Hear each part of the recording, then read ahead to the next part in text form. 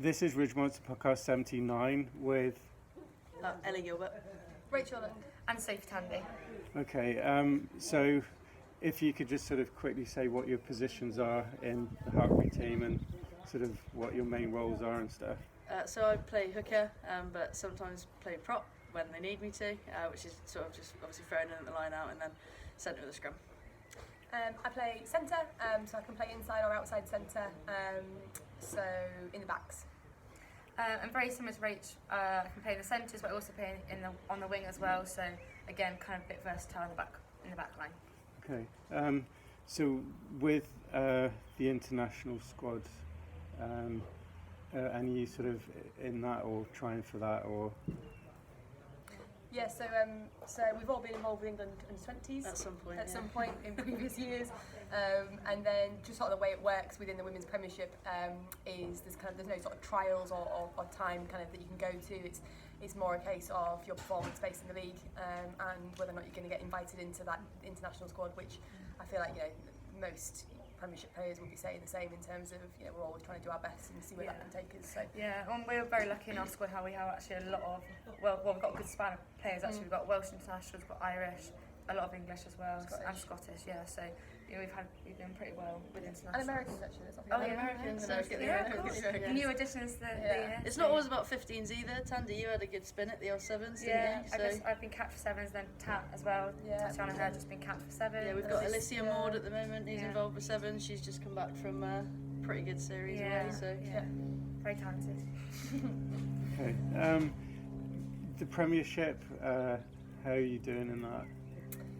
yeah, so we've just beaten Wasps this afternoon in a good victory, which should give us 5 points, which hopefully means that all being well, if we go to Durham next week and we get 5 points there, then hopefully that might mean that we finish 5th in the league, which to be honest is probably quite a fair reflection on this year. We've had some really good performances that have been close but not quite enough, and so actually like I say, to finish 5th I think will probably be quite a fair reflection of the season. Yeah, I think we'd be happy with that as well, wouldn't we? Well, Yeah. From where we've had our season being ups and downs, so I think pushing on, and if the last win will be a highlight for us, I think. absolutely, Yeah. Okay, can I just quickly ask your pathway to where you are now? So how did you sort of Going get back to- now. So started playing club rugby when I was younger. From there, got introduced into county rugby, and that was through 15s and 18s. And then back in the day, we had divisional. So you had your South West, South East, North, and Midlands. Don't do that anymore, unfortunately. It's the centre of excellence. From there, I decided to come to Hartpury College.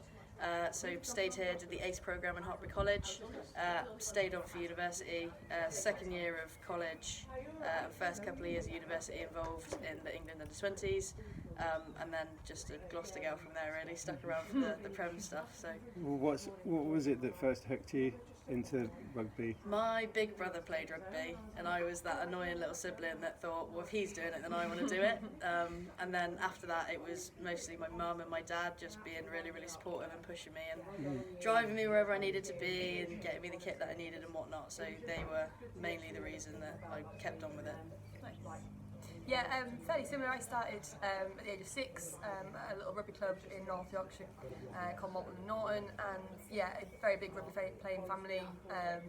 I was the youngest. My older brother, he played a lot of rugby, and very similar in terms of went through the pathways of under 15s, under 18s rugby, North England, and then I didn't come to Hartpury College as a student. I stuck around. Actually played for Durham, like on DMP, that's like Darlington Bowden Park in my first year of college, second year of college, sorry, and then came down to Worcester Uni for my undergrad degree back in 2013, which is ageing me now, which is horrible. I used to throw it back, and then spent 3 years actually at Worcester, actually 4 years, sorry, at Worcester, and then I actually ended up getting a job here as a sports therapist, working with the under-18 boys rugby and girls rugby.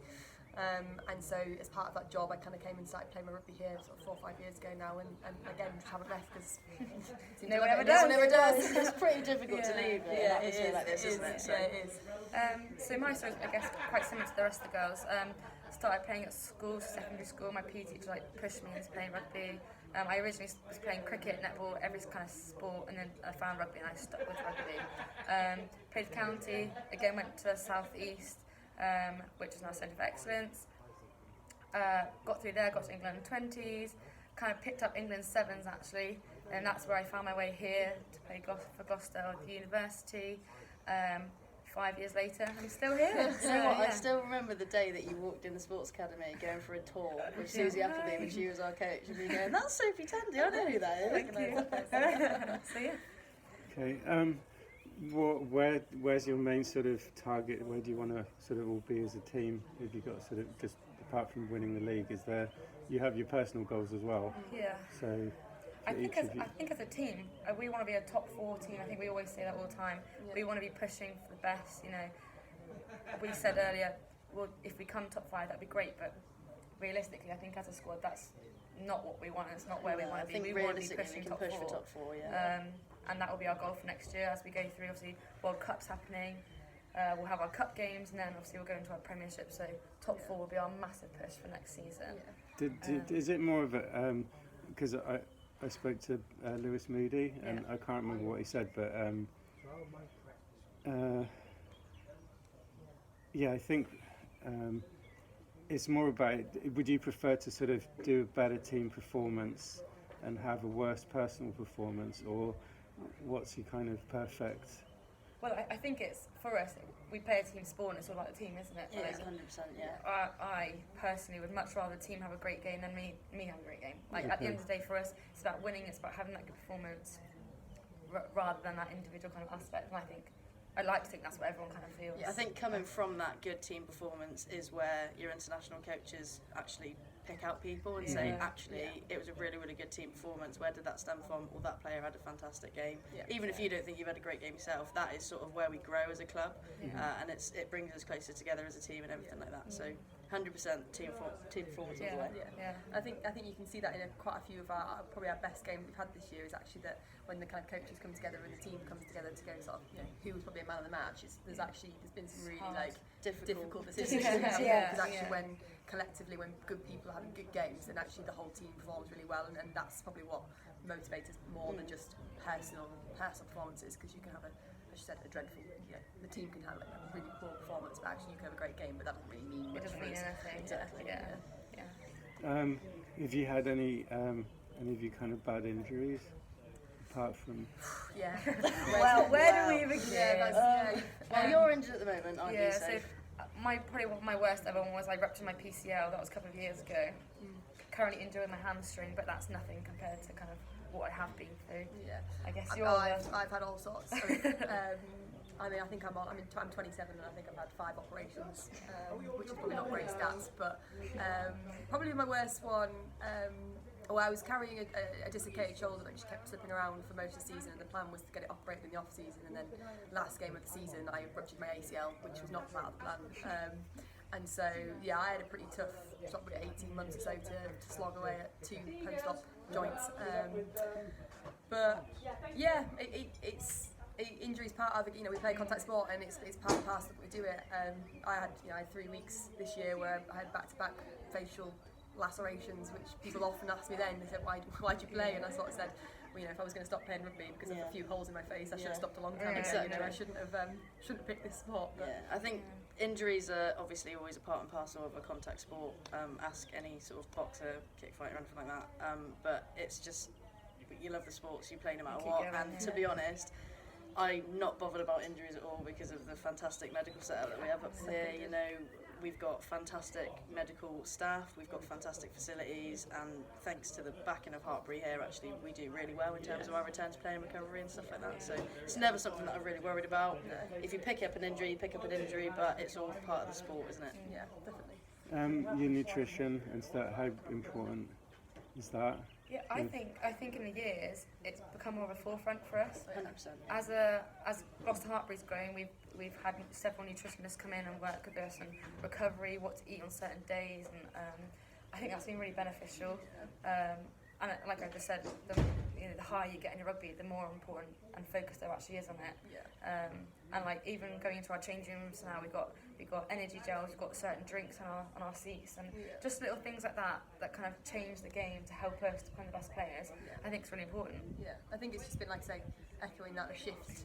Like I said, I've been playing rugby a lot of years, and I've seen, very much how it used to be done, and the professionalism that is coming into the women's game. And I think, you know, people are getting closer to each other in terms of team performances and personal performances. And I think that actually, like I say, 1% gains in terms of how well you eat, how well you prep, your hydration, those sorts of strategies are becoming more and more important. So it is definitely They becoming make a more of huge difference to Yeah, the they game do. without even realising it, Yeah. and that's something else that we should be grateful for. The back end of Gloucester Rugby as well. They're it's actually their chef that sort of prepares Yeah. match day snacks and stuff for us and things like that. So And they get massive down a thank you. treat. Yeah, Nice. massive thank you to them. Yeah.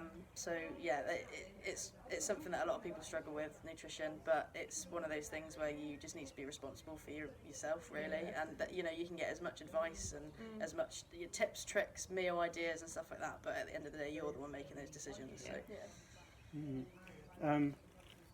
What sort of other training do you do outside of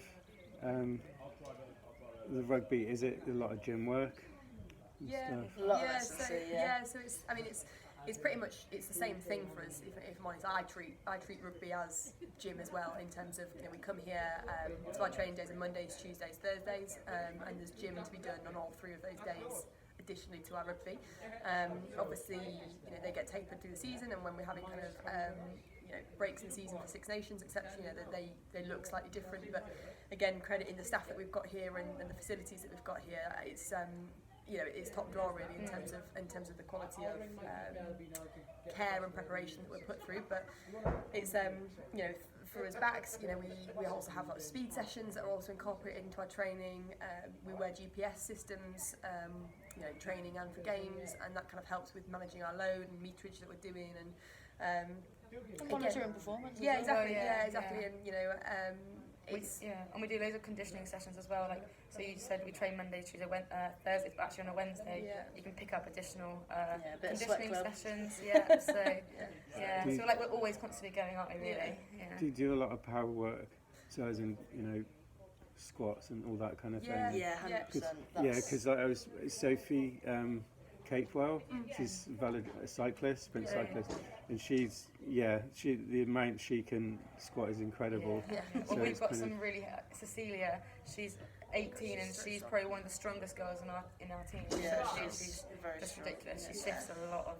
I'm going to shout out Clayton George as well. Clayton Like, George, yeah. Yeah. monster. She's so Like strong. absolutely, I'll hold Yeah, it up the now. squats. She can squat. She's the 10 with the heaviest squat in the Premier League. Yeah, I think so. It's Yeah, ridiculous. I think so. But yeah, those key lifts that you spoke about. So you got your squats, your deadlifts, and all those sorts of things. They are incorporated into our program quite consistently.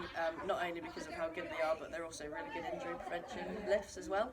And then in terms of so that's more strength stuff. In terms of the more power stuff, we have sort of got our cleans and stuff like that, and we've got more power lifts as well. It honestly does depend on what area of the season that we're in. So Yeah. if we're in quite a heavy, loaded area of the season, you know, lots of back-to-back games, then it will maybe be a little bit more about maintaining and monitoring ourselves. Whereas if we're in a little bit of an off, then it's build time. It's get them heavy lifts in, get those power lifts in, and yeah, work on from there. Yeah. Definitely. Is there any? Do you have any? As you were growing up, or any sort of inspirational players that you used to kind of, or Yeah, I think I started like very young, and I still remember like now as if it was not like 11 years ago or 10 years ago, but I remember going to Durham and actually having my first training session with Katie Daly McLean, and I remember her like talking to me for the first time and actually being genuinely kind of, oh my god, that's Katie Daly, well, Kate McLean at the time, she wasn't Katie Daly McLean, but yeah, there's been, you know, if you look at the heritage of like women's rugby in England, like there's some absolute stalwarts that are out there that I think I don't even think you can list just one. I think No. it's just like there's, you know, So your many legends. Nolly Waterman, you might get Alfonsi, like, depending on probably your position, there's probably some that stick out a bit more for you, but there's some absolute classics that I think England's, you know, it's got the heritage and the reputation of producing some world-class Yeah. rugby players that, 100%. but I think that's quite exciting about what we're involved with now is that, you know, today we've had like what 150, 110, I think it was, 110 yeah. girls, sort of age between what sort of 13 to 18. Yeah. Yeah. And you know it's not uncommon now that we'll finish a game and there'll be girls asking for pictures, for autographs, for us to sign shirts and that kind of thing. And I think what is quite special is that, you know, club rugby is becoming a platform for an inspiration for It young is, yeah. people, and I think that's really powerful. I think, as I say, it's I think the visibility is Key. Yeah. one of the most important things. Yeah. So when I started playing rugby, like I said, I started playing because my brother played.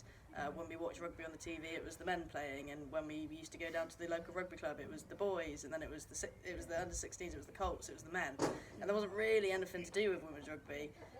The only female rugby player that I knew was my PE teacher at the time. Yeah.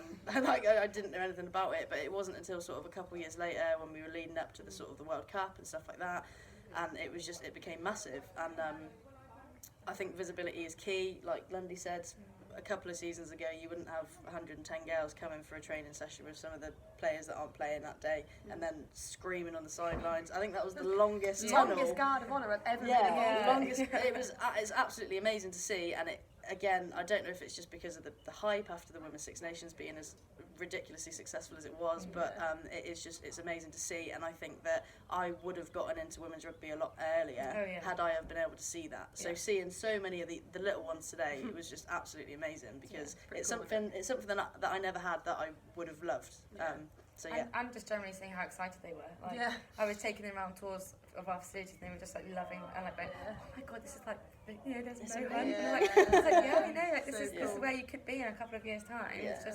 It's great to kind of be those influences. I think It's isn't it? actually great now to also see all of these sort of on your social media, all these rugby accounts that are acknowledging female rugby players. They're acknowledging how fantastic these female rugby players are, everything that they do on and off the pitch, and it's just something that you wouldn't have seen a few years ago. So it is a really, really massive step into women's rugby just growing and developing. Yeah. Definitely. Have you got any tips for anyone who wants to get into rugby but they're not sure?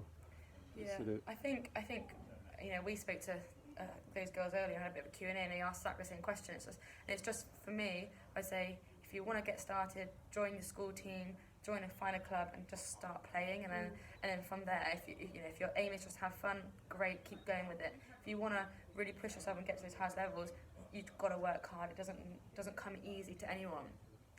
We're slogging days and days of effort, aren't we, to be the top that we can be. So for me, hard work just is the main point I would ever say to anyone, really. Yeah, 100%. I think it's I think the pathway is really clear these days. I Oh, think 100%. I think it used to be, again, like I say, without sounding historic, like it used to be quite a lot of travel, like you mentioned about like parents committing quite a lot, but actually like there's a lot of rugby on people's doorsteps these days if that is what they're interested and passionate about doing, and I think that is just such a bonus, because it means that, you know, people aren't travelling 200 miles Just you for know, a game. yeah, just for a Yeah. game, you know. It's like I said, hard work and determination and doing the basics well is probably one of the things I always, a coach told me that when I was sort of 12, 13, you know, just do the basic things really, really well, and the rest of it will come with hard work. Yeah. If you're not sure where to start, on the RFU website, find a club, Yeah, go on there, type in your postcode, it'll tell you the closest club team to you. If you're young and you want to get into it and you're not sure, you're a bit nervous, bring friends. Yeah. The more the merrier. And if you're our age, if you're older, if you just want to give it a go, rugby genuinely is a sport for anyone. It So is. you just have to find a local club team, check out their social media pages, just literally turn up to a training session. Yeah. You like anybody can turn up and just have a good go. Yeah. So that is all you got to do. Where can you be found on Instagram, each of you? If So my Instagram handle is I think it's Rachel Lund, but the end of the L and the UND is the same L. Just to be awkward and explain difficultly. Rachel Rachel Rachel Und, Und. 94. Mine's Tandy Sophie for everything. Tandy Easy. Sophie. I've got to remember I think I'm Ellie_Gilbert_. And then obviously you've got the Gloucester Hartbury accounts as Yeah. well. Give us a follow on those. Yeah. Twitter, TikTok. we got a TikTok now, which is just at Gloucester Hartbury. Is it Gloucester_Hartbury on Twitter? Yeah. All of them. Facebook, we're literally on everything. We're on everything. Give us a follow. We love it. These We are love two it. social media queens that you've got here, so that's why you've got the handles there for the guys. this has been Rich Monster Podcast 79 with, Ellie Gilbert. Rachel Lund. Safe Tandy. and I've been Jason Perkins. Okay, thanks. Thank you. Thank you. Cheers. Thanks. Thanks. Cheers.